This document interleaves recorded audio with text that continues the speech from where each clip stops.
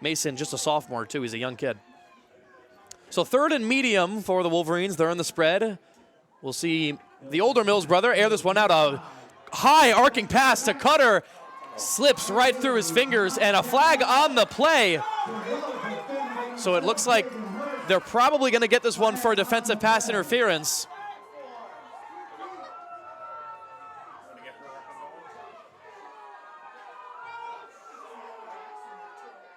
Crowd certainly getting into it on this one. Yeah, and Aiden Cutter's he's working the crowd a little bit too. He's showing some wrestling heel work. So it was a monster throw from Mills. He's got a heck of an arm. Yeah. The intended target was Cutter.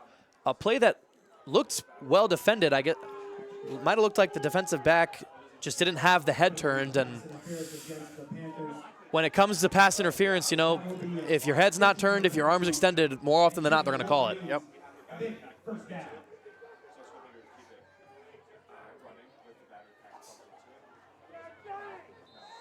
So again, pass interference, not a spot foul in high school. It's a 15-yard and an automatic first. So that'll give the Wolverines a new set of downs from the 45.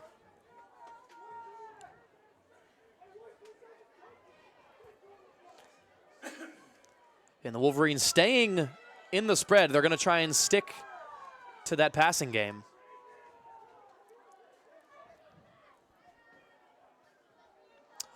And a false start on the Wolverines. It was number 5, Logan D'Amico, on the far end who went. Would have gotten him had he stayed put.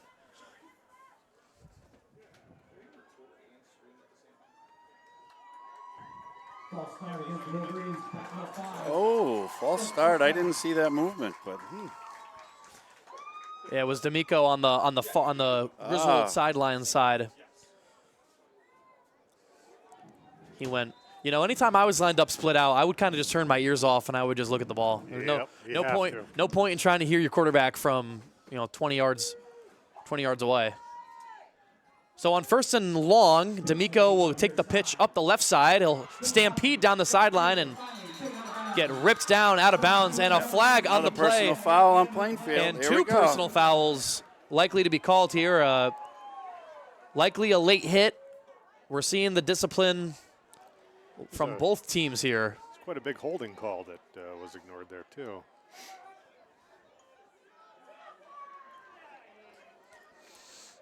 So there were 2 penalty markers thrown. One was at the side of the tackle. Another was on the side of the Plainfield or Valley sideline. We'll see which one they go with.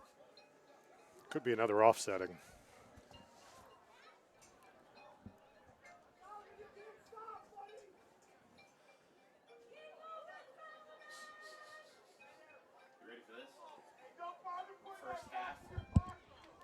So a personal foul against.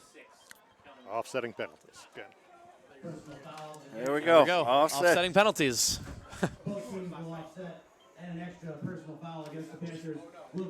You know, we talked about some of the keys to this game, whether it be offense or defense. So there was 2 that offset and a 3rd that they just assessed to Plainfield. Okay. Was that the personal foul on the sideline? I think it was, after. So we talked about the keys to this game might be offense, might be defense, might be special teams. I think it's going to be discipline at the end of the day. Which team can avoid getting more drives killed by penalties? A handoff up the middle to Cutter, and he's eaten alive. Yep, 66 was right on there. Who was that for Plainfield? 72, Jonathan Ramos, and 66, Braden Johnson on the stop. Jonathan Ramos and Braden Johnson with the stop. 2nd down, Wolverines. Only a gain of about 2 on the play. We still got a flag laying down on the sideline over here. Not sure if the official That's sees just for later. Yeah, save that one. They're saving it. Coach is running it over to the official now.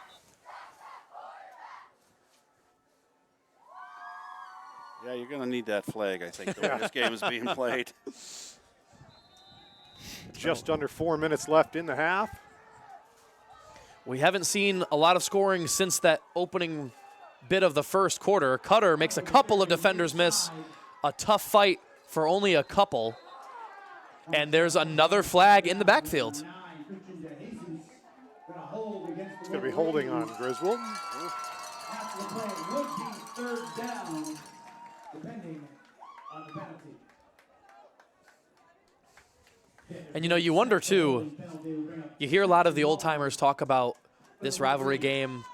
It's always scrappy. It's always physical. Yeah. You wonder if maybe they were getting away with a little bit more calls back, maybe, say, in the 80s and 90s. Maybe it was a little more of a physical game. Well, I'm sure. Plus, we got an officiating crew of 8 out there today. We did. We were commenting before the game. There's more officials than we're used to seeing. That likely intentional due to the standards of a rivalry game. You're trying to keep it from getting out of hand. You don't want any sort of egregious altercations. That's a good point with the 8 officials.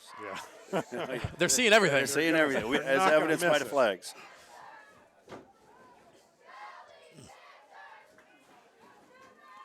So 2nd and 20 for the Wolverines. Mills rolls out to the right. He looks like he's tucking it, and he'll just throw it down, undershot the receiver, and another flag at the end of the play. And I think we're all as confused as each other. I don't even know. Looks like it's going to go against Griswold. It's likely against the Wolverines. It came right after the incompletion. Yeah, he pointed. Result of the play would be third and long. I still don't know what it was, though. Oh, ineligible. Ineligible receiver. Yeah, okay. Panthers will decline it. I couldn't see a number as to who it was. Looked like 56. He was tapping himself on his helmet, like frustrated. Gotcha. 56 is Trent Smelzer. So they're after the play. It's still 3rd and 19. The Wolverines got a lot of ground to make up.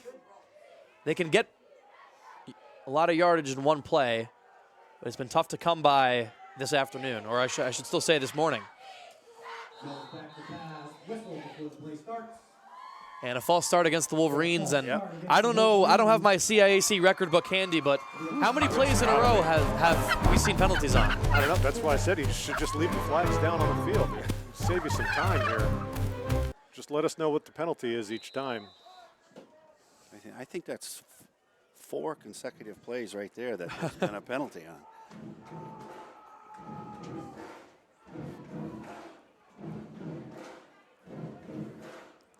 So much for the shootout. The way that it started. The way it started, we saw a lot of, both teams were able to score essentially in 3 plays or less. And now it's been slowed down. So 3rd down and half of the state of Connecticut to go. Wow. NFA 7-6 over New London. We have a ledger update. So Mills scrambling to the right side. He's going to have to tuck it now, and he does. Lowers his shoulder up the sideline. He gets a big gain up the right side, and he'll go out of bounds short of the first down, but a big play from the quarterback. It's like about 4th and 3, 4th and 2. And you got to figure you're probably in 4-down territory at this point. Oh, they marked it way back. Oh, they're going to say he stepped out. Wait. Oh, okay, no, the box is still moving. They're moving it back up. Okay, 4th and 4 looks like. 4th and 4.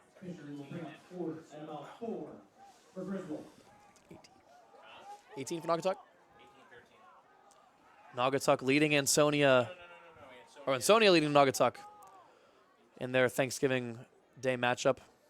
Some other Thanksgiving matchups going down. New London and NFA. Westerly Stonington, the interstate matchup. 35-6. Westerly leads the Bears. And I've actually had some opportunities to, with my internship with Channel 12 out of Rhode Island. I've seen some Westerly football games. They've got a good team down there. They've got some physical players. Westerly is one of those teams that a lot of these kids grow up playing against. Westerly always found themselves in the youth conference. Their junior program in the youth was very good this year. Yes, it was. They were a powerhouse. Yeah, very good. That's why it's always so interesting. You go from, at least for the Westerly kids, you go from playing Connecticut schools, you get to high school, and then, bam, you're thrown into Rhode Island. But Rhode Island, They had a couple of big matchups in high school. Bishop Hendricken and LaSalle always play each other. Bishop Hendricken, a team that took it to Killingly earlier in the year. They had a clash. Killingly ended up winning that one. No surprise. Killingly wins a lot. Another tidbit from the books. Many years ago, Griswold scrimmage LaSalle. Griswold scrimmage LaSalle. Yeah. How'd that one go? That was in the 90s. LaSalle's a pretty strong team. Let's just say Griswold got a workout. Panthers looking for a big stop right here. A big stop it would be for Valley. A big gain it would be for the Wolverines. 4th and medium. Mills drops back. He's using his feet, and he is wrapped up. He stays on his feet. And he gets it out, and an incomplete pass. Some theatrics there from Mills. But the Plainfield defense gets the stop. Just checking for any laundry out there. I don't see any flags. Just checking. Make sure you check the sidelines too, Mike. Yeah. I'm thinking there's like more yards and penalty than there is for offense for these two. Oh, teams. yeah. I think so. Oh, absolutely.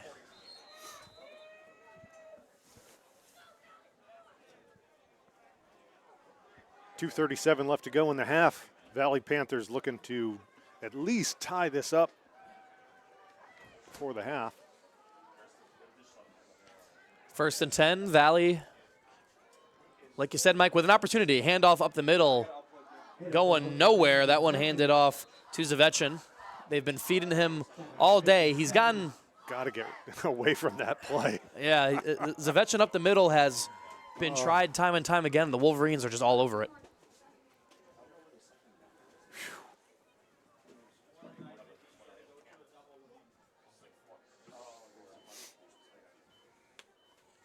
Got to try something different here.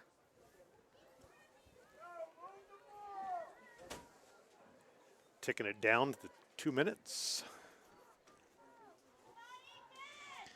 The clock winds and winds. Potentially this could be the last drive we see. Another handoff up the middle to Zavechin, which goes nowhere. Mike, I figure the play caller down there might want to heed your advice and maybe try something else. I think they're just trying to run the clock now and get out of here. 13-6 at the half.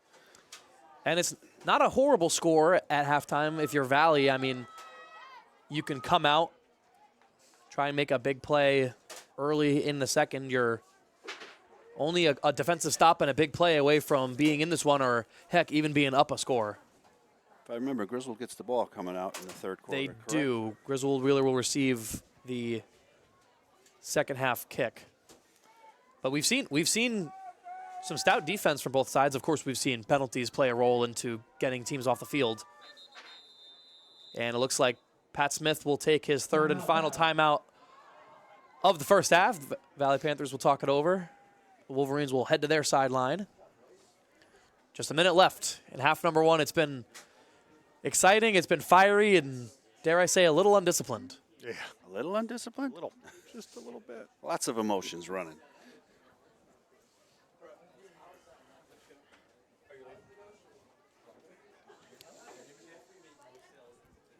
For a lot of kids out there, this could be their last game of football. So, I mean, that's why these passions run hot. They run deep. You know, it's one of the few sports that you can't just keep playing for the rest of your life. You know, I can always go and get up in a pickup softball game or basketball game, but it's not like I'm going to strap on the pads and get in a pickup game of tackle football. Absolutely. As much as I'd like to. As someone whose last game was on Break a hip. Was on this field, you know, it's. So just looking at the rosters there, what you bring up, it looks like there's 21 seniors on the Valley team. Yeah.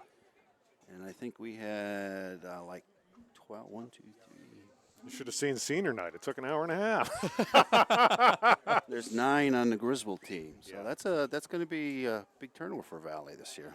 So 3rd and long. Nice pass is made over to Zavechin, who's got it for a first down and then some. He had D'Amico beat by about a step. A big first down for the Panthers. And they've got it moving. I think we set a game record here. That's 2 plays in a row without a flag. Spikes it, stops the clock. The Panthers will spend it down to spike it and they'll get a little bit more time to talk things over as they try and put some points up before the halftime break. And, Mike, I think you're right. I mean, I don't want to say maybe you just jinxed it, but it's been a – I probably did. It's going to be 6 penalties on the next play.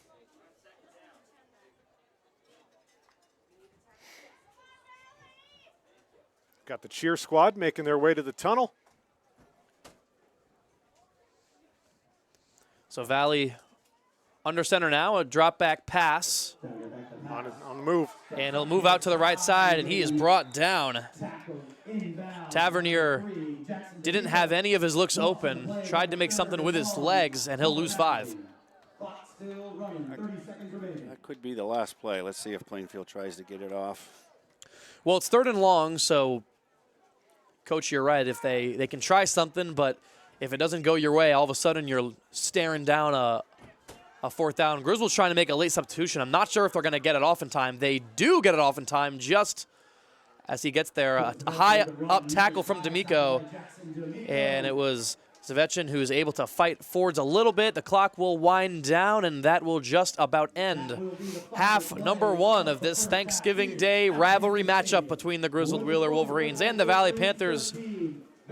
Griswold Wheeler leads 13-6. Headed into half, folks are watching Thanksgiving Day football on SNSN. Sports.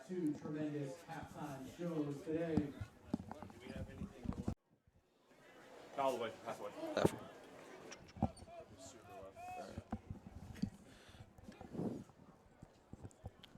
Well, the second half of the Griswold Wheeler Valley Thanksgiving Day game is just about to get underway. Chris Fabian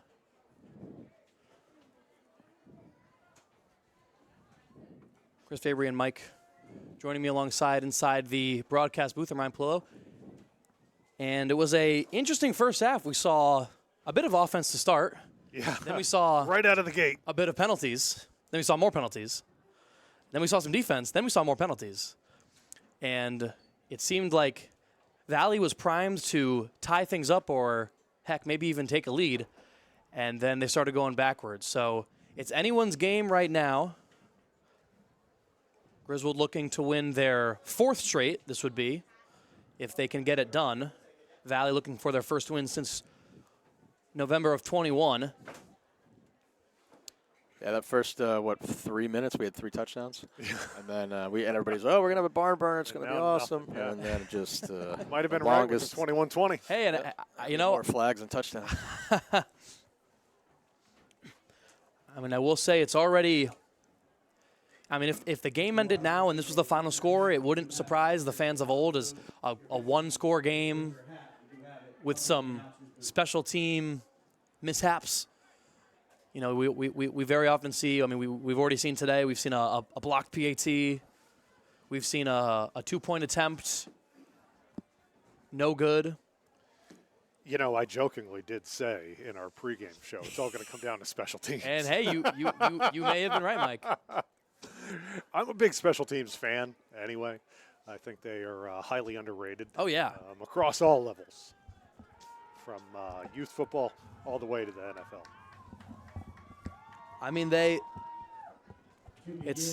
say it's there are 3 facets of the game in football, and special teams. I mean, you can score on them, you can change momentum. It's just as big as offense or defense, and the Valley kicking team has made their way onto the field. Weird possession changes, with fumbles and things and onside kicks. And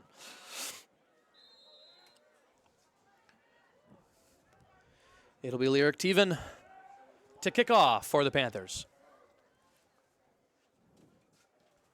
This one low into the middle, and we have a flag. Well, we didn't even get to see a second of action before a whistle was blown and a flag marker was thrown. Offsides by the kicking team. Offsides. Ooh, some very important news for Griswold fans. Naugatuck is currently beating Ansonia by a point. And we are in, let's see here. In the third. That is gigantic news. As we mentioned in the pregame show, Griswold needs to win today and Naugatuck to also win and knock off Ansonia. I'm not sure if that's a definite they would get in, but I think it would. It's a possibility. It would be that's what they need. It would mean most likely, I believe. Of course, the CIAC has their own rankings, and then again on the Plainfield side, they're looking for a win, and they're looking for Ledyard to take down Fitch. So both teams not entirely in control of their fate. You know, you hate to see it, but there's nothing you can do about it. All you can do is win the game you're playing, and both teams. Yeah, they got to take care of this right eagerly now. Looking for that. All right. Cutter winds up with the ball. He bobbles it a little bit. He's got some running room. He takes it up the right side, makes a couple guys miss. There is a flag marker on the, you know, a couple of flags down. It might be easier to just say when there isn't a flag. Yeah. I'm going to tally mark just for fun. Maybe that a reverse effect, and then they will stop throwing them. Yeah, there was a holding call on Griswold. Maybe it's because we have 19 officials and they can see everything. Yeah. Yeah, we were talking about that in the first half. This is a sizable officiating crew. Biggest crew I've ever seen. Bigger than one that I think I've ever seen. 1, 2, 3, 4, 5, 6. Before the game, I thought we counted 7 up on the here. field plus 1 up here. I thought we counted 7 as well. 7, yeah. 3, 4, 5, 6, 7, yeah. And then 8 in the booth. Yeah. 8 officials. A lot, yeah. You're not getting anything past these guys. 1st and 10, the Wolverines have it on about their 35. They're in the double wing. They hand it off up the middle. That's Waters. Bumped up in the backfield, managed to make it just across the line of scrimmage. And the forward progress, they'll give him about 3 or 4. Wow. That's good placement for the Wolverines. Yeah. Favorable spot. And for Plainfield fans out there. Oh, Naugatuck. For the Griswold update, Naugatuck 29 and Sonia 26. Action happening all over the state on Turkey Day. Mike, you mentioned a lot of unattended turkeys likely in ovens right now. Yeah. Cutter up the right side, breaks a couple of tackles, and he's still going. And he's still moving. He's getting pushed now. Nice. Falls forward. And Wow. he had about 15 or so yards after the contact. I knew some flags coming out of that. And there's a flag on the play, after the play, I should say. Now it should be another one as he's doing push-ups. So it looked like the Valley Panther was holding on to Cutter's leg. Cutter didn't like that. He decided to punch him in the helmet. Flag came out. So we'll see what the down and distance situation is after the penalties are assessed. It was after the play, after the first down. Oh, we have I apologize, fans out there, was a typo on the latest X post. So it is now, the score is 26 Ansonia, 19 Naugatuck. Not terrible, but not what we wanted to hear. And there was a personal foul against Griswold. Still having some discussions on it. I think they're going to see how they're going to assess it. It would make sense if it was a 1st and 10 backed up. I believe the penalty occurred after the play. It was some extracurriculars from Cutter, who's actually getting a talking to from Coach Peter Robin right now. Waving off the flag. They are waving it off, actually. The Wolverine fans on the opposite side of our booth roaring in applause. So 1st and 10. Cutter is over. They'll run a counter play with Waters, breaks one tackle and tries to break the second, but it's a secure tackle made by number 3, Landon Davis. Davis brings down Waters after the gain. It'll make it a second, call it 4. It's Waters. Waters coming off. Banged his leg a little bit, still coming off under his own power.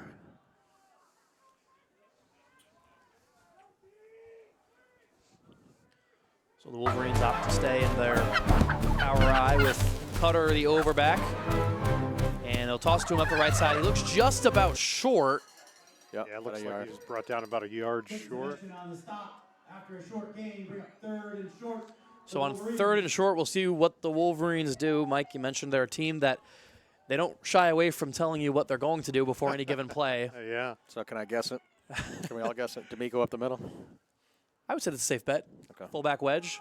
I did tell you in the pregame I don't betting gamble on a because flag I'm on the terrible at it. You're betting on a flag? I don't Mike, think I'll take that one as well. we can do that. I don't think Vegas allows that. So it's D'Amico up the middle, and wait, let's take a peek. Oh. He's pushed backwards. I think they're going to give him the forward progress. Yeah. And don't speak too soon, but I don't see a yellow marker. I just been waiting. I'm trained. Wow. Yep, they didn't call Pavlov's dog. first down. I was looking for it every play.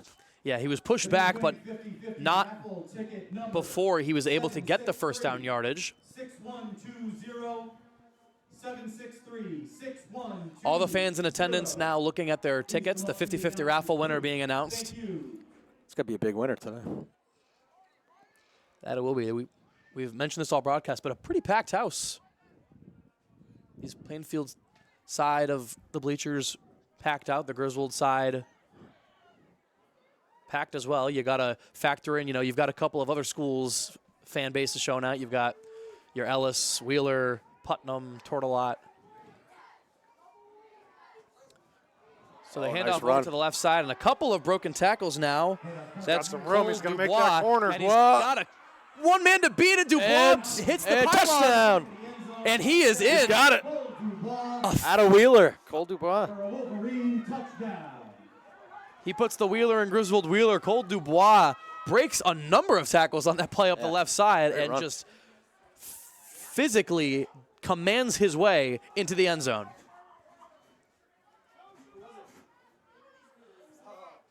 That's a great start for the Wolverines here, putting themselves up 19-6.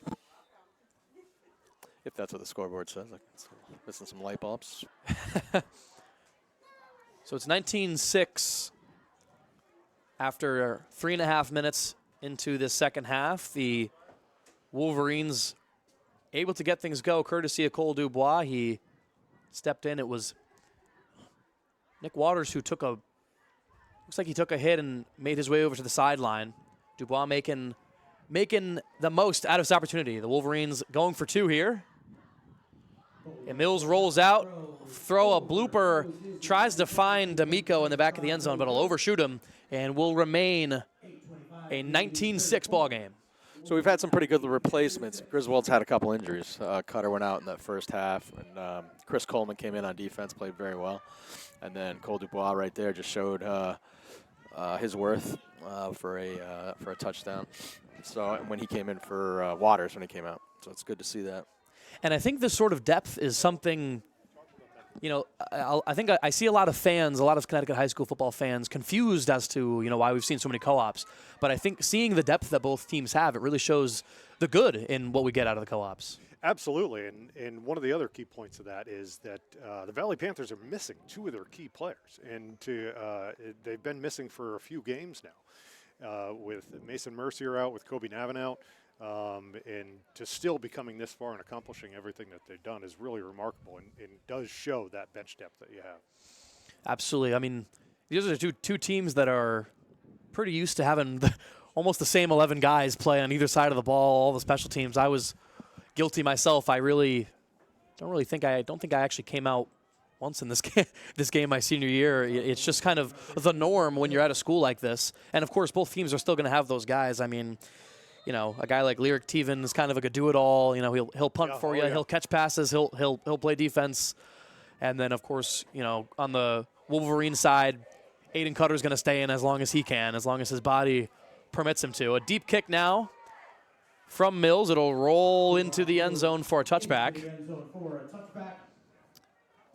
But both teams showing off their depth. We've seen a number of guys come in, a number of guys come out, and people are making use of the minutes that they're being allotted.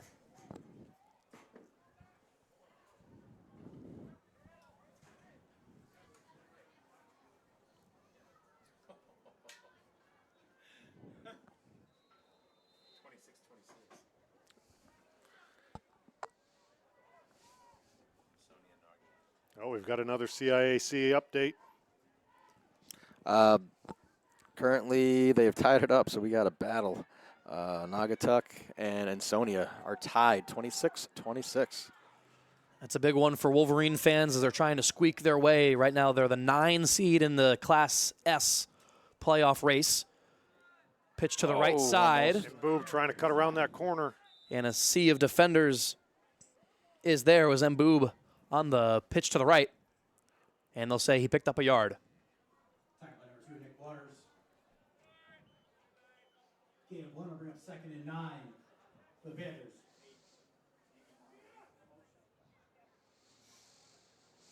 I wasn't on the broadcast, but that was a great ball at the end of the first half by the Plainfield quarterback. Put it right in his hands. Kind of had to thread a needle a little bit. Yeah. Yeah, Tavernier, he had the interception earlier, but he's made up for it in some of his ball placement. He's a talented kid. Goes a little misdirection here, and Boob's got some space. He tried to get the hurdle, and honestly, if he came down on his feet, he might have had 6 there. Yeah, he would have been gone. It would have been a foot race, but an athletic play moves the chains for the Panthers. Number 22, Solomon Boob, a sophomore.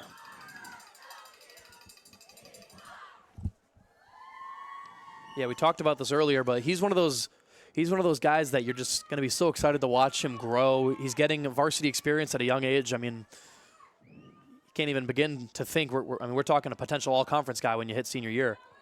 So a run up the middle. Zavetchin, they go back to it. It wasn't working earlier. Well, it just worked there. But that's one of the things that we were talking about in the beginning of the game. It's once you start spreading the ball around, you hand it to Mboob a couple times, then Zavetchin has the opportunity to make 8 yards on a play. Absolutely. So the words of Mike Brown, you got to change it up. Keep the play calling fresh. Try and open things up. Tavernier under center, hands it off to Zavetchin, who breaks a number of tackles and moves the chains. It'll be another Valley first down. And another Panther first down. 67-6. We're getting another. Is that the final or another update? CIAC. Still going? This one doesn't have any impact on this game, but it's an ECC battle. It looks like Killingly is continue. Well, yeah, no, never mind. ECC Correct. slaughter. Yeah, correct. So Killingly, the Trailblazers up. What was that score again over the Woodstock? 67-6. Wow. The news broke earlier. That is the last time, at least for this foreseeable future, that those two teams will play against each other. And Same play worked well last time. Mboob. Oh, and to beat. Mboob going down the sideline. Will he get taking it to the house? Solomon Mboob breaks it away for the Panthers, and they respond. And folks, we still got ourselves a tight rivalry ball game. Woo! Now we got a football game. No flags. Something in the middle of the field there. Somebody lost a glove or a mouthpiece or something. Yeah, at about the 50, it looks like someone dropped an accessory. And we were just talking about him, but man, Solomon is just such a dynamic and a young player. I mean, he even kind of looks young. He's just looks like he's still got some room to grow, but you get him in the open field, and well, he's athletic enough to put it into the end zone. So Valley lining up in their direct snap formation. There it is. Tried to get some trickery in there, as they are prone to doing. It'll be false start against Valley, and I'll give you this tidbit. As a former player, for Griswold, we would take up to 2 hours on our Wednesday practice before this game to counter this exact formation. Oh, that. Where they send out. What do they have there? They'll split out their tackles and their guards, and they'll have a center and a running back and a quarterback. They'll direct snap it. They'll do double passes.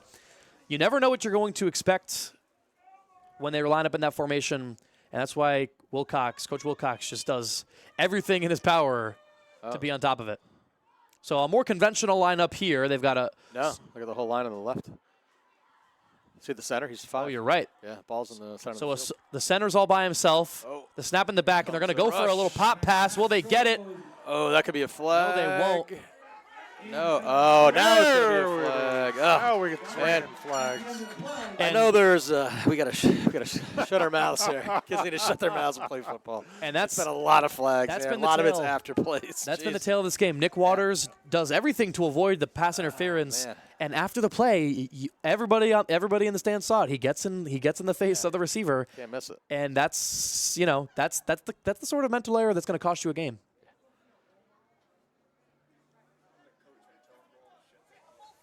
Conversion try is no good. We're going to see if they assess the penalty yards Penalty against the Wolverines. on the kickoff. 15-yard penalty will be assessed on the kickoff. And it's just, when you're a coach, it's so frustrating to watch as everyone's morale goes, you're up, and then all of a sudden, you're brought right down. You should be getting praised by the coach, and now you're getting yelled at, just like that.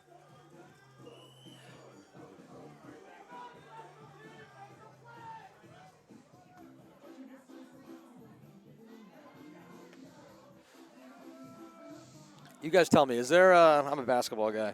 You get 2 texts, you're gone. What happens in the game of football? Like, can you continue to get flag after flag after flag until you do something so egregious that you're I know for a player after a second unsportsmanlike or in a second personal foul, you're typically tossed. Yeah. I know that you can be tossed for targeting. You can be tossed for you can get one egregious personal foul that can get you thrown out. You throw a punch. Yeah. But it's 2 and you're gone. Generally, a second personal will get you tossed. Will get you disqualified. I don't think anything has been, the tauntings, like a play like that. It's just constant taunting. Yeah, that one's not going to get you tossed, but we haven't seen anything, knock on wood, we haven't seen anything egregious yet. The Panthers are kicking off in Griswold territory. They're kicking off from the 45 after the call there. So the Wolverines are really going to have their backs pinned. You'd love to capitalize, try to keep it in bounds if you're a Valley, get some good field position. Good to see a squibber. Yeah. And they'll opt for the onside kick. A flag is down. They're going to call that offside again. But it doesn't matter. I believe they are offsides. So the Panthers fall on it, but Man, that's a tough flag. Like you mentioned, Plainfield. Chris. Yeah. It's the same one they had last kickoff. And Nick Waters is also down on the field after the return. Penalty looks like it's going to be offsides against the Panthers. So tough break for Valley as they they do everything right. I think that was a miscall by the ref there. I think he. I didn't see it. So it is offside on the kicking team. That's a tough flag. His first call was to Griswold, but that doesn't make any sense. So. Yeah. So as Waters gets tended to, there'll be a reattempt of the kickoff. Going to push him back to midfield. We'll take this opportunity to step away and send it to a commercial break. You're watching Thanksgiving Day football on SNSN Sports. Griswold wins. Griswold wins. Griswold wins. Go Griswold. Hey. Go Plainfield. The Panthers. Wolverines. Panthers. Wolverines. I'm Susie from Charlene's Diner, 37 Main Street, Jewett City, Connecticut. Go Panthers! I'm Brianna from Charlene's Diner, 37 Main Street, Jewett City, Connecticut. And go Wolverines!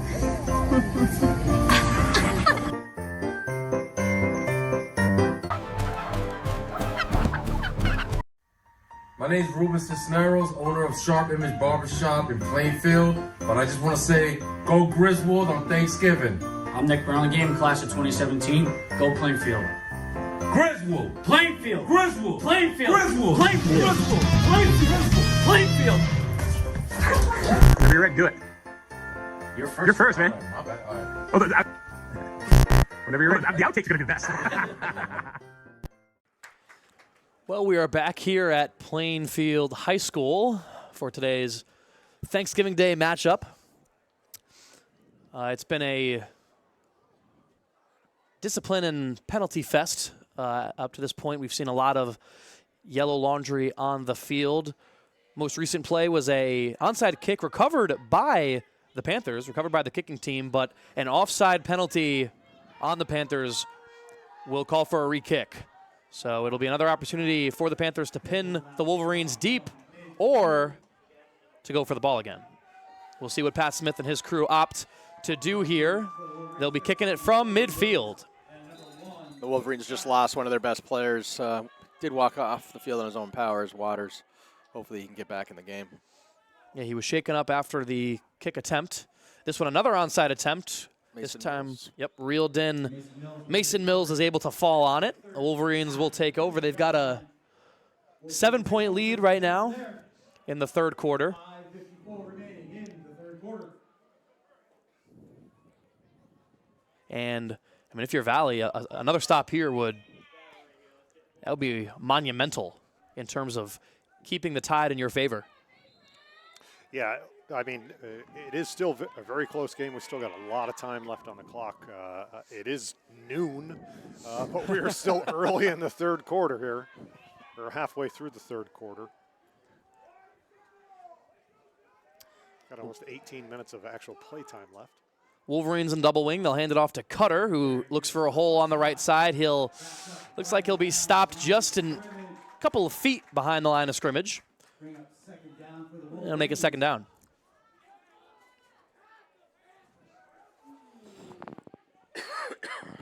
So this game looking a little more akin to what I think fans are used to seeing in this rivalry matchup. A close, well, if you look at the average score, this one's probably actually a higher scoring one. Usually we get a lot of 1 to 2 score games in the low teens.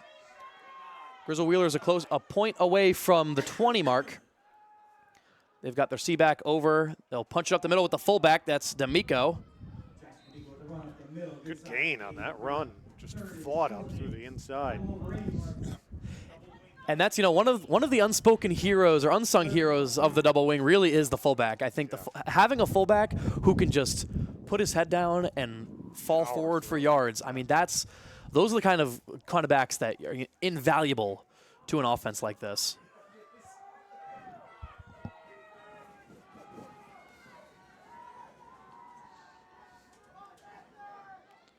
So they're still in that back over position. They'll run a counter with Cutter up the right side, and he's got a gain.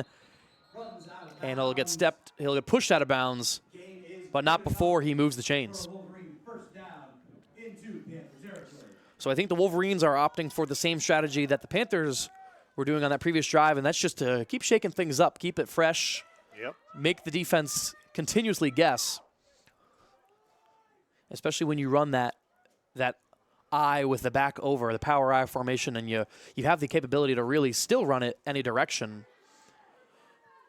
That just makes it so tough to defend against. No motion on that one. Here's Dubois. He had a touchdown on his last run to the left side. And he'll skip his way out of bounds just short of the first. Dubois has done a phenomenal job filling in for Waters. Another great run. Yeah, he's a Wheeler kid, a junior now. So you'd probably expect next season Dubois is going to get a lot of those carries with Cutter and Waters graduating. Yeah, it's going to be like Dubois and D'Amico show.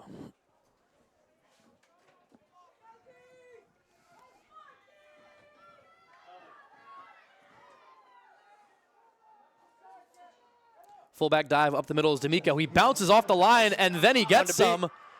Just has one man to beat, powers his way. He's stopped up. There it is. Kagan Hurst stopped him, and now some extracurriculars and a penalty flag. I really don't understand what that was on. I figured something was going to get thrown. They were kind of wrestling on the out of bounds, but not sure who was guilty. Yeah. And Could been anybody. That looks like just football to me. I was going to say, Mike, I hate to be that kind of guy, but in a game that is going to be emotional, I feel like there's going to be some pushing after any play ends. Yeah. I don't think that's necessarily – I don't think either team really did something there that was penalty worthy. I think the way it's been called, I guess I see it, but, And I could see them getting together at halftime and saying, hey, we got to get, try to stop this chippiness or something. And throw flags and everything, but So they'll be offsetting personal fouls, and again, I don't know if I see the reason. I don't know if I see the reason to even call it if you're gonna, I think both of these guys, both of these teams get the point. Yep. There's no explanation needed for this team. So 1st and 10, the Wolverines have it at around the 15. Hand off to Cutter, again up the right side, and he's got nowhere to go. He's just going to fall down. A huge loss. And it was Lyric Teven credited with the tackle. Cutter just backed himself into a corner there. Yep, and he just lost his footing and got quickly swallowed up. Looks like nowhere to go. Senior Braden Johnson also helped with that. So a near disaster play. Wolverines will back themselves up plentiful. And I wouldn't be surprised if we see the Wolverines start airing it out. Yeah, it's 2nd and 20. They got to. And they'll do just that. Mills rolls out to the right. He rifles one and gets it complete. That one to his brother Mason. He had the receiving touchdown earlier in the game on the opposite side end zone. So the reception's good, but not a huge gain there. Only picks up around 5, and the Wolverines are still looking at 3rd and long.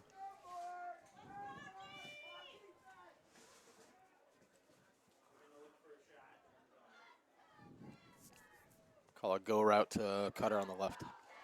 Yeah. He's been dangerous all season.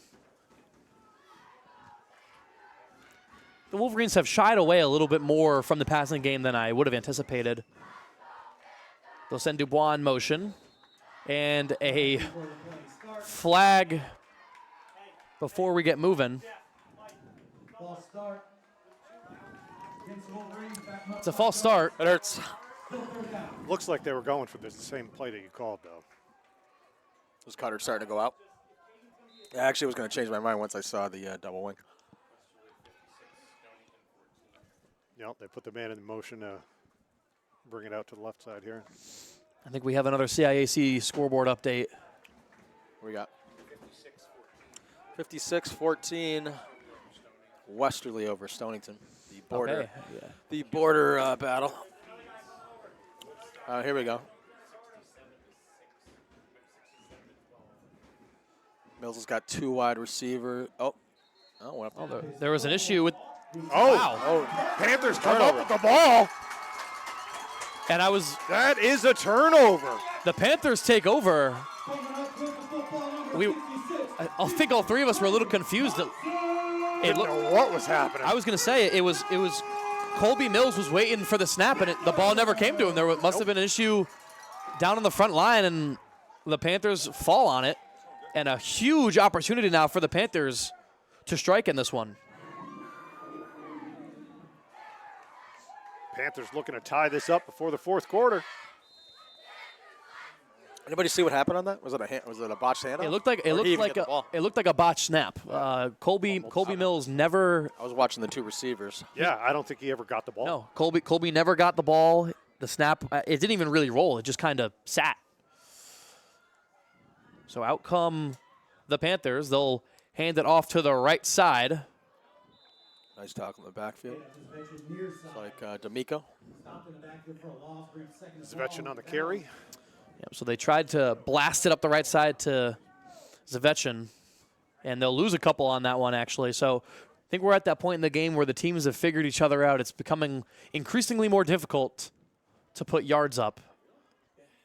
The Wolverines had it moving, and then they didn't. They were stopped. A valiant defensive effort there. The Panthers forced the turnover. 2nd and long. Let's go, no Boob. Yep, that's the same play. Yep, and Boob up the middle. Wow! So Mboob completes the hurdle this time. Yeah, and I thought he was gone. He only had Coleman to beat. Coleman a touchdown-saving tackle on that one. It'll be 3rd and short now for the Panthers. And this offense has a new burst of life. Yeah, that big stop.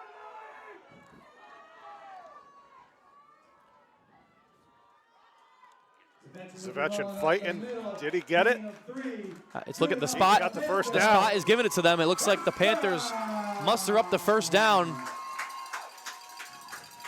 Slowly but surely, they're marching their way down this field. And if you're the Wolverines, you got to make sure you're staying level-headed defensively.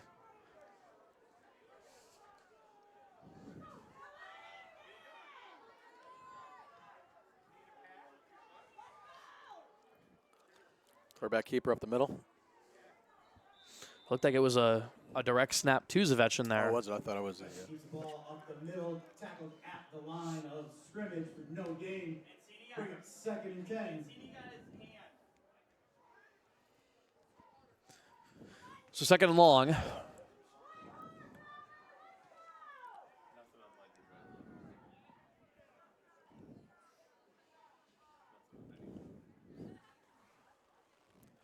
And it looks like we're going to get a stoppage here in play. The 3rd quarter winding down now. So through 3 quarters of this one, the Griswold Wheeler Wolverines lead the Valley Panthers 19-12. Only 12 more minutes to determine who takes home the James LeClair Trophy. We'll be back right after a word from our sponsor. You're watching Thanksgiving Day football on SNSN Sports.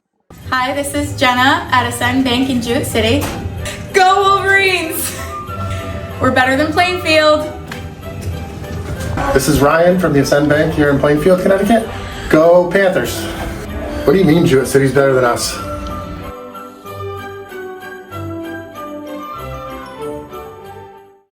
Hi, I'm Attorney Stuart Norman Jr. I graduated from Griswold High School in 1967. In 1966, we were the first Thanksgiving Day football game with Plainfield. I don't remember many scores. Actually, I don't remember any scores of 8 years of playing football, but I remember we beat Plainfield 44-6 that day. But it was very nice to start it off right, 44-6 with Coach LeClair. He was our coach then. He had a way of getting his players to play the best. I was 152 pounds and pretty much played every play of every game. Just like most of the other guys on the team, because we were always pretty thin. One injury would change our season. It's great to see that they're still playing. I hope that Griswold beats Plainfield 44-6 again this year, or 44-0 would be even better. Go Griswold. Welcome back to Plainfield High School. Quarter 4 is upon us. The battle for the James LeClair Trophy and for Thanksgiving Day glory. Only 12 minutes remain. Griswold Wheeler up 7. The Valley Panthers with the ball, and they are moving. So a shotgun pass, and it looks like a design screenplay just missed the intended target. It was looking for Lounsbury. Yeah, it looked like Diaz there. Alex Diaz got a tip on that with his fingers. That's what's always so tricky about running those screenplays is the quarterback is immediately under pressure. They've got and typically, you got to high arc those passes, but a high arcing pass in the middle of the field is always dangerous. But it's a high risk, high reward kind of play. That one falls incomplete. 3rd and 10. The Panthers not necessarily yet in a 4th down situation. They've still got a lot of time on the clock. A penalty marker is down. Didn't take us long into the 4th to see that. Keeping with the Thanksgiving Day tradition of penalties. Encroachment. So they're going to call an encroachment on the defense. I don't know if I saw anything necessarily. Okay. What did it look like on your angle, Mike? Mike Brown will take the call, but I'll take the 5, but I didn't see any. And that's sort of been the tale so far of this one. There's a lot of calls that in some games might just kind of be swept under the rug. Yeah. But with there's a certain number that's got to be just let him play. So 3rd and a little bit more manageable now for Valley. Counter with the handoff up the middle to Mboob. He'll fight forward, but he'll get stopped. I mean, I don't see how the first one was encroachment, but that one wasn't. He was kind of lined up in the same spot. His hand was in the neutral zone. It's. So 4th and short, a decision for Pat Smith. A big change going in now. We'll see if they opt to punt this one. It's not do or die just yet. You can put faith in the defense and kick this one away. You don't want to give the Wolverines the ball in your own territory. That looks like they're going to punt. Yep, they are opting for the punt. Teven. I thought for sure they were going for the hard count, but Teven is the punter. We've seen fake punts by the Panthers before. We saw one last season. This one is for real. Teven boots this one away. There isn't anyone by it. It rolls out of bounds, and the Wolverines will set up shop at around the 35. 33-yard line. Wolverines will take over 1st and 10. So it looks like the Wolverines are going to be finishing this game up without Mr. Waters there. I don't know what happened to him. He took a big hit on the onside kick return that actually the Panthers recovered. What was overturned due to an offside call, one of many calls we've seen in the second half. So Waters... Looks like he maybe injured his leg or something. Yeah, it's Dubois who's stepped in for him. And done a good job, I might add. And this is a big drive for the Wolverines. You've got a chance to kill some clock and make it a two-possession game. Dubois to the left side. He's running. He's making moves. He's cutting back. A penalty marker's down, and this one's probably coming back. Yeah, from the position of the flag, we got a holding on Griswold.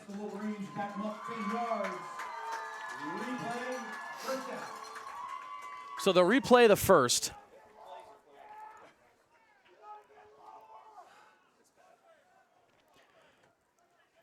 And, you know, at the end of the day, guys, I think at least both fan bases can confidently say it's not really one or the other in terms of these penalties. It's pretty fairly called, even if it's more overcalled than, you know, the average fan likes. That'd be a new stat for this game. How many flags? We should have been keeping track. I was going to say we should contact the CIAC admin and make sure they're getting the numbers on this, because it's not like anything I've seen. So the Wolverines have it 1st and a lot.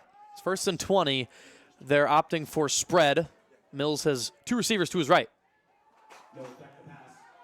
Mills stands strong and rifles one to Cutter. Oh. And a good pass breakup there. Ooh.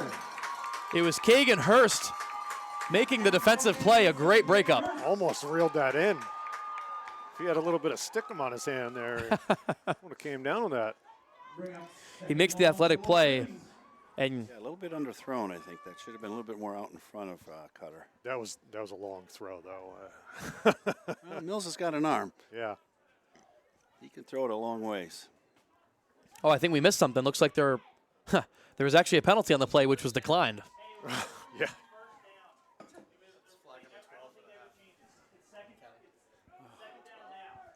In this half? 12 penalties so far in the second half alone. Chris Fabry keeping count for us. Wolverines back in the double wing. They'll opt for a waggle. Mills rolls out, and he throws it to no one. Just trying to get it out. He was outside the tackle box, so it won't be an intentional grounding. But the Wolverines... This is a big play right here. Yeah, this is huge.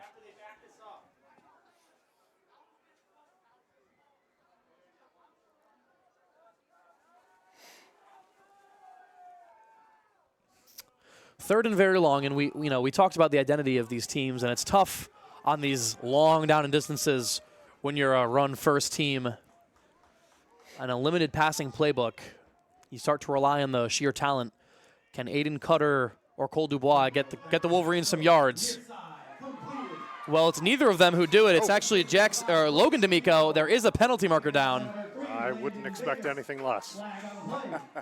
We'll see what the call is. An eligible receiver against. Oh. Oh, it's illegal touching. Against the Wolverines. An illegal touching against. No, I can look at this. That's fine. No, that's fine.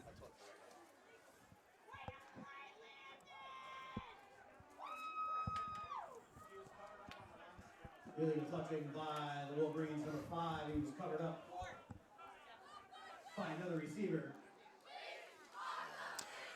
So they'll get D'Amico for an illegal touching. The Wolverines are looking at third third, and I'm not going to bother trying to measure it at this point. It's third and a lot. This is reminiscent of, what year was that, 21? 21, the 4th and 50 from the goal line. 4th and goal from the 50. Well, we talked about it earlier. That's just that discipline thing. I mean, you can't cover up a person. And Yep. So the clock is rolling, 10:05 left. The Wolverines have the lead, but in terms of momentum, it's been all Valley so far. The punt takes a Griswold bounce. Wow, it's a nice punt. That is a great punt to bail the Wolverines out of being backed up. The Panthers will start at their 30. The Wolverines avoid disaster. Yeah, that was a key punt. Now let's see what the defense can do here, because Plainfield had a little bit.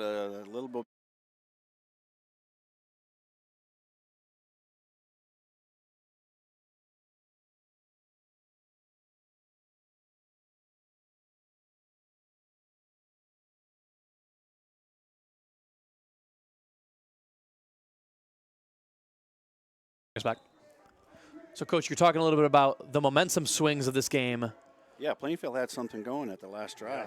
This is a key setup here, or a key series for Griswold. So the handoff up the middle to Mboob. And still on his feet. Fighting. It's still going. There was no whistle first called. down.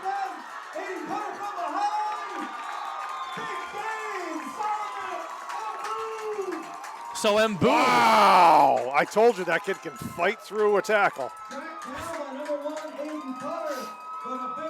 Mboob, who's probably a solid 140 pounds, fights his way for a massive first down. And I think the Wolverines just thought they were going to blow the whistle. They were going to blow him dead. He wasn't moving anywhere, but his legs kept moving. It was pretty close to forward momentum being stopped there, but obviously it wasn't. Got to play to the whistle blows. Yeah. Yeah. And that's, you said it there, right, Coach? Is you don't hear a whistle. You gotta bring your hats to the ball. So it's 1st and 10 now. The Panthers have it in Wolverine territory. They'll pitch it to the right side. It's Zavetchin. He is tackled by a number of defenders. I think they're just using that play now as a setup. It was Kiki Boyce and Aiden Cutter reeling him in. He'll actually lose a yard on the play. It'll be 2nd and about 11. The Panthers have been good in those long-distance situations. They've been able to get the splash plays, more so in this half. That's a big reason they're still in this with 8:30 left. A touchdown separates the two.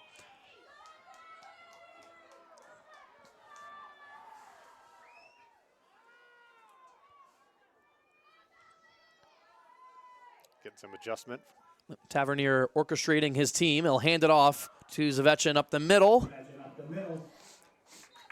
And he'll gain about 7 yards or so. Makes it 3rd and manageable.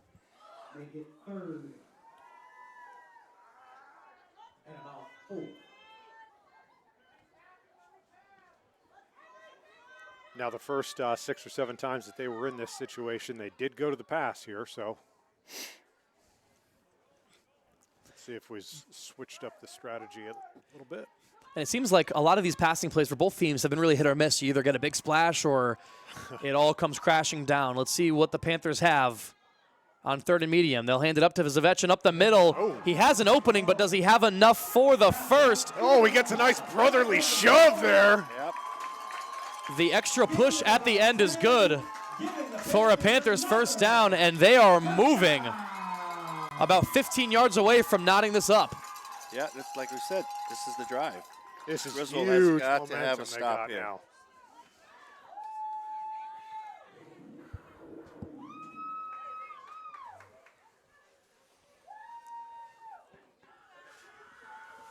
Valley, they've been moving the ball well all drive. Mboob up the middle.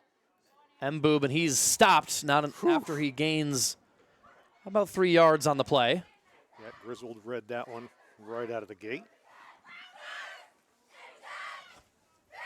And, you know, this offensive formation that Plainfield's kind of stuck to looks a little more remnant of what Wyndham traditionally runs, sort of that, like, zone running with a weak side back. Not your traditional double wing look. It's been efficient today, though. They've been getting things to go. And they're knocking on the door. 2nd and long. Motion. And a toss to Zavechin, and he fumbles the ball. Looks like he recovered it, though. He fell back on his own fumble. Good bounce. A very fortunate bounce for the Panthers, almost giving it up at the goal line. Yeah, if he didn't cover that, Lane Mass was there, 99. He would have been right on that. So sigh of relief for Valley fans. 3rd and 10 now, and again, it seems like the Panthers have just been converting on 3rd and 4th this entire drive.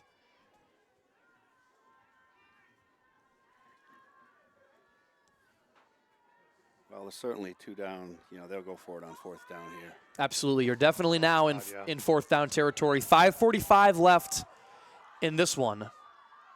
Your score, 19-12, Griswold Wheeler lead.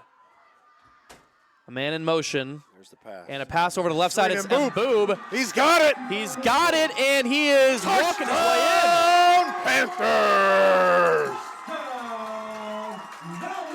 So the Panthers score with 5.5 left in the game. They're down 1. Solomon and Mboob. It was Mboob who ran the swing pass route, found pay dirt, and now a decision to be made for Pat Smith. Do you take the 2 points, or do you tie things up? Ooh, I don't know about that call. I think you go for the tie. Well, I've known Pat Smith. I think he's going to go for it. I was just about to say, if I know Pat Smith, he's a guy who likes to take points where he can get them, and this is an opportunity where he can get some points. Well, Griswold's reeling right now. So a CIAC scoring update as we're going to get a timeout on the field from Valley. They'll talk things over with their squad. We had a scoring update. Ansonia officially has taken down Naugatuck. So with that, the playoff chances of the Wolverines are likely nullified. It'll be they're looking right now at the 9 seed in Class S, and even with a win here, the Ansonia win might just about be the nail in the coffin, but still game to be played here, a 1-score game in Plainfield. I don't think we've heard any scoring update from the Ledgerd-Fitch game. Valley looking for the Double M playoff run with a Ledgerd win. Yeah, big defensive breakdown there for Griswold. Nobody tracked out with him to cover him on that swing pass and get wide open field in front of him. Absolutely. So the crowd's getting into it now, and it looks like Coach Smith is going to send his team out there. They're going to go for 2 and go for the lead. A huge play would be an understatement. 2-point attempt. Tavernier steps back, throws it over to Mboob, who's wide open. Wide open. He's got the room. And he is into the end zone. The Panthers take the lead 20-19 with 5.5 in this game. So the Wolverines will have only 5 minutes to respond, but what a drive and what a play for Valley. Wow. Most of all, I can't believe that you were closest to what the score. We talked about it pregame. My prediction was 21-20 Wolverines. We said, oh, it's going to be a shootout. The first 3 minutes to get 3 touchdowns. We're like, see? We called it. And the Valley fans are really getting into this one now. They're on their feet. Again, you got to, good for Valley making that play, but if you look back, again, defensive breakdown. Nobody was there. Again, he caught it and had room to run. Yep. That's that discipline thing we talk about. And you see how much Mboob was fighting for every inch on all of those plays. From back here, he was moving backwards and ended up taking it down the field. Then he gets it in on the corner over here and then fights with the stretch on that reception on the far side. That was his drive. That was all Mboob, 100%. That kid's got some heart. Now let's see if Griswold can shake this off. See a lot of heads going down, a lot of, they got to come out of this now and pull together as a team and see if they can do something here. And it's tricky. You're down Waters, who left with an apparent injury earlier at the start of the half. But you're right, Coach. I've seen a lot of heads hanging for the Wolverines. They're only down 1. They've had the lead most of this game. It's still really anyone's game. But right now, everyone in the stadium could feel it is all Valley. Oh, big kick went out of bounds. That one goes out of bounds, bounces off the leg of Pat Smith. Pat Smith tried to use the old foot wedge there. No, it's in bounds. Oh, it's in bounds, right, guys? That was not going to work, Coach, so. Valiant effort. You know, that's a huge play, but that ball went out of bounds because that moves it up. It's going to give Griswold some decent field position to start out with. Yeah.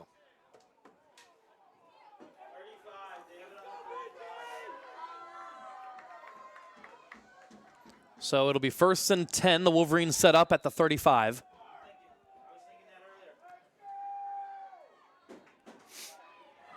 And, yeah, you want to talk about a weight on your shoulders. It was an anxiety-filled drive for Valley, and now it'll be an anxiety-filled drive for Griswold Wheeler, as it is all or nothing right now.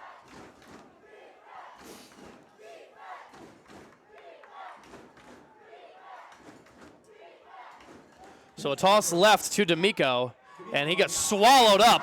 Ooh, right at the line of scrimmage. Here the Valley Panther crowd getting into it. And the Panthers are really feeling this home field advantage right now. Huge momentum shift, huge momentum shift. Jonathan Ramos checking in, trying to put those big bodies in the interior. That guy will clog up a hole. Well, with the scores around the state, there's a pretty good chance this is the last game for both squads. Did you get a Ledger Fitch update? And the run to the right side by Cutter. And a shoestring tackle made. It looked like Orion Solomon brought Cutter down, and a huge play from Solomon. Yeah, he had some room if he gets through that hole, so that was a big stop there. 3rd and long now for the Wolverines, and you got to almost think, is it 4th down territory? Can you trust your defense? Coach Wilcox has all 3 timeouts. Yeah, that's a good call. You know, Mills he can punt well, could pin him deep, but then again, will you get the ball back and stop him based on that last drive? Dubois in motion. And a flag, another offensive flag penalty. That's going to be a false start, I believe, on Cutter. Cutter moved before the snap. False start against the Wolverines. Back them up 5. 4th down.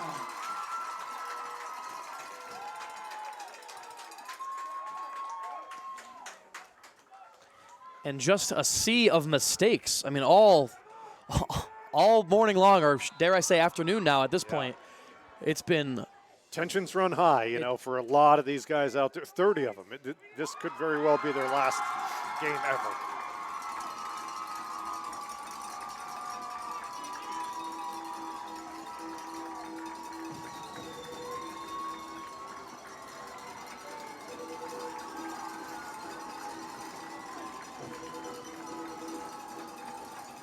So 3:30 left to play in this one. It's 3rd and long for the Wolverines. Mills rolls out left. He's got nothing. He breaks a sack.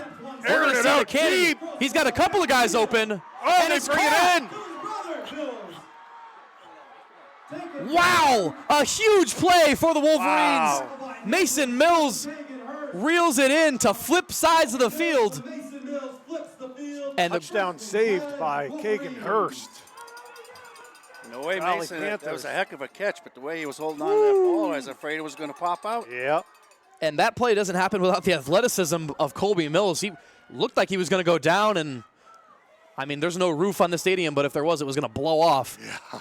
But instead, it's 1st and 10 inside the 20. I mean, that ball was almost 50 yards in the air. Yeah. So the Wolverines stay in double wing. Colby Mills hands it off to Cutter. Up the right side, Cutter's got some space, tries to make something work, and he'll be brought down. Solomon and Boob with the tackle, and the ball is moving. He's a foot or two away from the 1st down. They're inside the 10, and with 2:29 left, the clock is moving. So All eyes are on the field. So here we go, thinking about special teams. This could be where a field goal Yeah. decide this game. Hey, I've said that many times. That what were you saying about special It's gonna teams? come down to special Imagine if a teams. field goal is what changes this game. I've always said I'm surprised how infrequently we see field goals in high school situations. Griswold is in no hurry here. Well, we'll see. The Wolverines run it to the strong side. It's Dubois. And he has brought down a huge stop there. Lyric Teven makes the stop. And fellas, we were talking about field goals, and I'm almost wondering, think about this play drawn up. The Wolverines try and run to the right side, just not in front of yards, just to set the ball up sort of in the middle of the field. Center it. And do you take the field goal? I mean, do you have someone who you can trust at a high school level? It's tricky. Not a lot of kickers can hit from further from PAT range. I mean, this would be somewhat of a 30-something yard field goal. Yep, that would be a tough kick. It would absolutely. We're probably going to see it through the air here as opposed to the field goal try. Mills rolls out. He's got some time, and there's an open receiver, and he overthrows his target. Wow. Jackson D'Amico was wide open, and Mills missed him. Missed him. That's tough. Ooh. Now on the flip side of that, did D'Amico look in the sun and lose the ball too? You wonder where the fault lies. I mean, D'Amico sort of slowed down and stopped running. He had a dead spot. I mean, he could have caught that and backed and crab walked into the end zone. Yep. So looks like we're going for the win for the. Now the Plainfield athletic director pumping up the crowd over here. It is all or nothing, and the field goal unit is out. Wow! So we're gonna see it here: a field goal and a timeout called by Plainfield. They're gonna try and ice Mills. So Colby Mills, the quarterback, he doubles as the kicker, and can you believe we talked in game day and Mike Broughton said, I think special teams, jokingly, might have something to do. Oh, I wasn't joking. He wasn't joking. I was not joking. I was 100% serious that it's going to come down to special teams. We're going to see it. It's a rarity in high school football, a game decided by a field goal. The ball is all the way on the left side hash, so it's not anything of an easy kick. That's not a chip shot. No. And, hey, Mike Minarski here in the booth with us, he can certainly attest to me talking every single week about special teams. It's part of the three facets of football: offense, defense, and special teams. So with the wide side over here, do you run a fake with Cutter coming out of there? Well, with the fake? that would be. Oh, absolutely. I mean, that would be. If you're Plainfield, I mean, it's tricky. Do you send? Do you try and read the fake? They've got a player back there. It looks like Kagan Hurst is back. They're playing the fake. They're playing for the fake. Cutter is the holder. Yeah. Mills He's gonna is pick the it up kicker. and run with it. 4th and long. The snap is made. The kick is up, and it's blocked.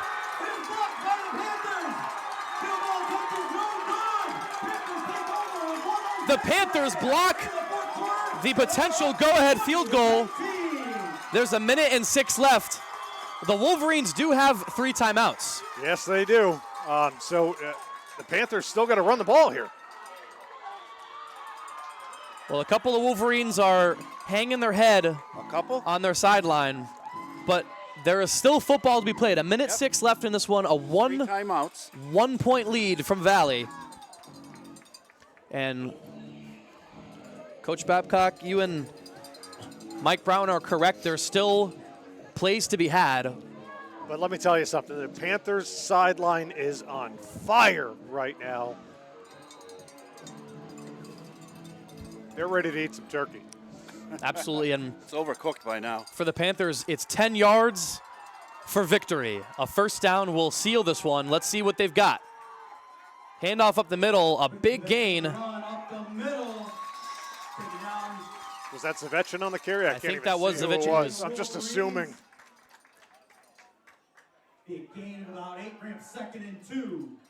I think it was Zavechin. He was in a cloud of blockers.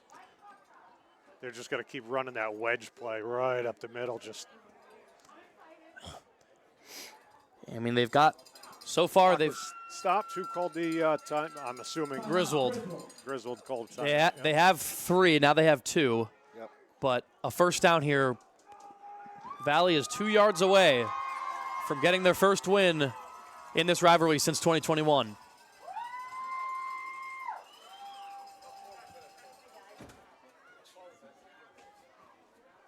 Well, with all those flags, it's a good game, it's a close game, but it's a sloppy. Gotta love a close game. Well, just yeah. You're right though. With all the penalties, it's rough, but I get it.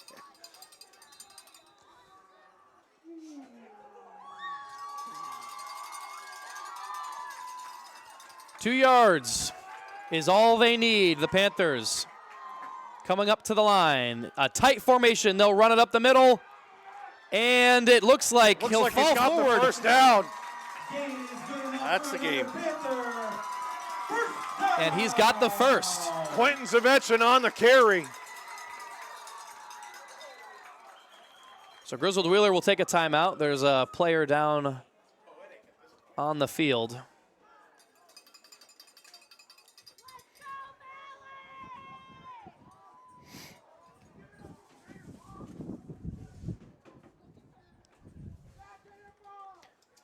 And it's been quite the morning and afternoon, I should add now. It's been a longer than usual Turkey Day game. Most of the other games have since concluded, and people are enjoying their Thanksgiving meals.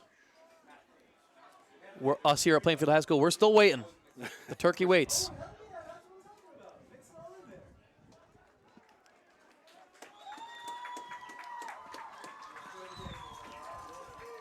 Back on his feet. It's Alex Diaz on his feet for the Wolverines. He heads his way to the sideline. Cole Swaby pumping up the hometown crowd.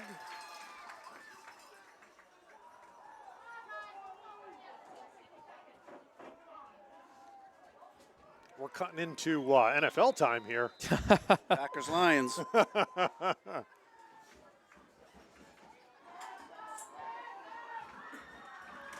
So 1st and 10, the clock is moving.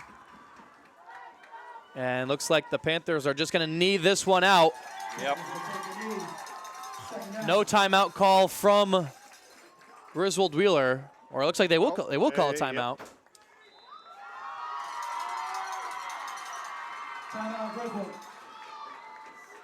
So the Wolverines won't go down without some pride, but really I think what it came down to in this one was momentum. The Panthers, the entire second half, just had it was a complete energy shift. Yeah, absolutely. That drive, and like I said, you really got to give Solomon and Boob the credit on that one. He came out, he had fire in his belly. He fought for every single inch on that. Got the touchdown, got the extra point after a big drive. Oh, I would say, yeah, Mason Mills. Yeah, it seems like the onside kick at the beginning of the game for Plainfield turned things around for them at the beginning of the second half, I mean. Yeah, it just sort of seemed like for Griswold Wheeler, once the heads went down, it was tough for them to come back up, and Valley just kind of rode that shift. Another stoppage in play. Griswold taking their final timeout. Yep, one last timeout is 3rd down, so all Valley has to do is knee it out and let time expire. The James LeClair Trophy is headed back to Plainfield. Going back to Plainfield.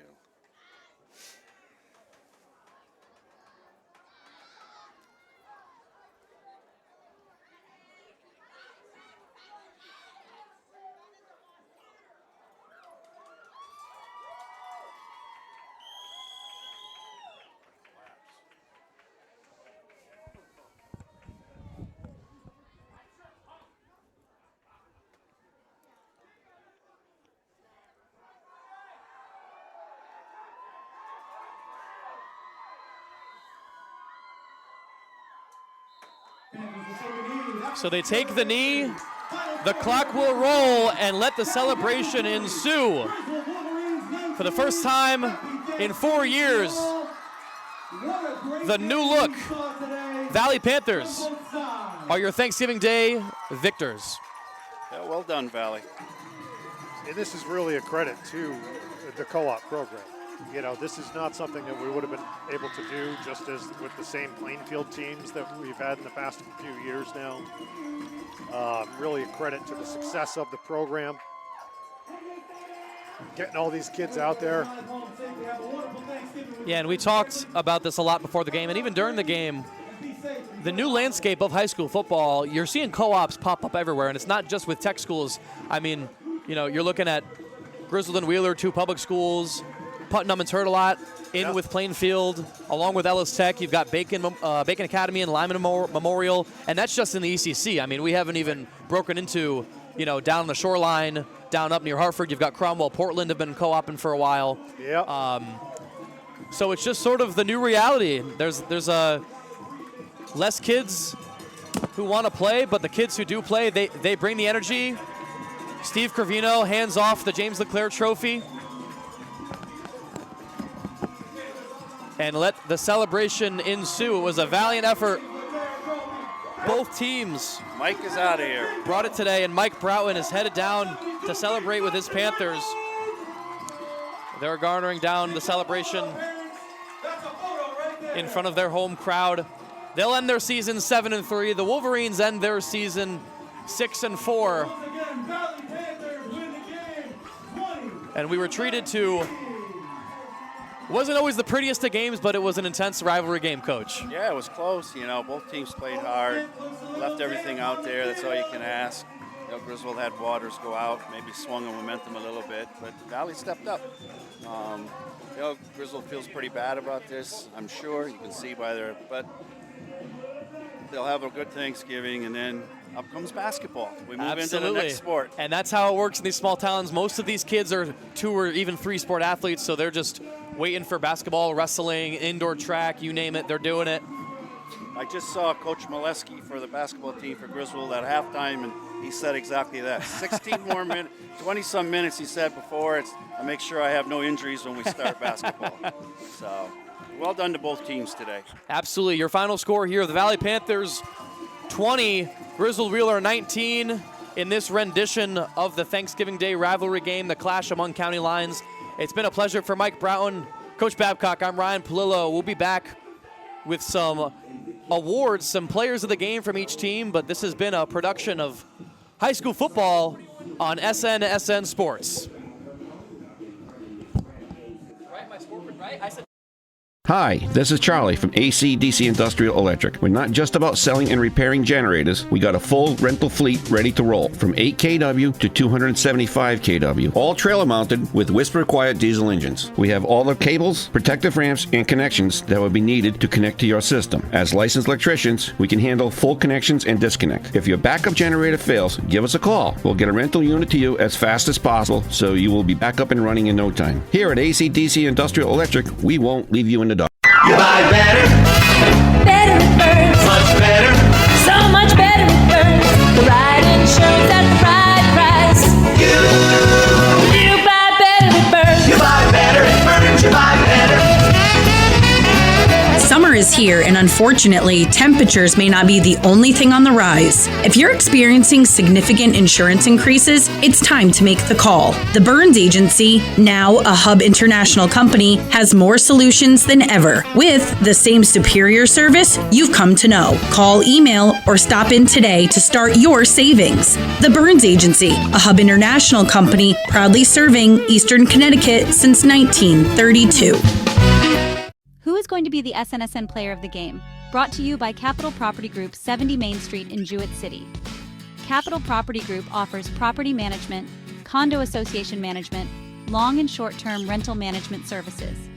You can contact them by email, management@mycapitalteam.com, or call 860-319-0055. Capital Property Group, simplifying property ownership and management for you. All right. We're rolling. Well, Ryan Palillo alongside Griswold Wheeler player Mason Mills. And Mason, you guys fought it out. I think this was not the result you wanted, obviously, but this game more accustomed to what I think most fans are used to. It was a hard fought match. A lot of back and forth, a whole heck of a lot of passion, and we saw that on the field. A couple of your guys, your last game with some of the seniors. Talk me through what it means to play with some of those seniors, and what they mean to you as a young development player. They make me want to get better every day at practice. They're always working hard and trying to get better every day. Absolutely, and you've been this is your sophomore year for Griswold Wheeler, and you've had a lot of experience under Coach Greg Wilcox. Wilcox has been there for quite some time.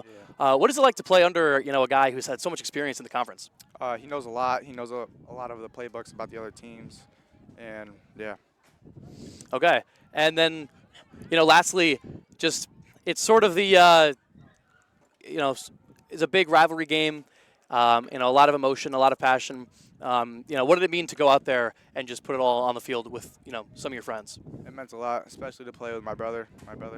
It's our first year playing together. Last year I was hurt, and we tried to win, fell short.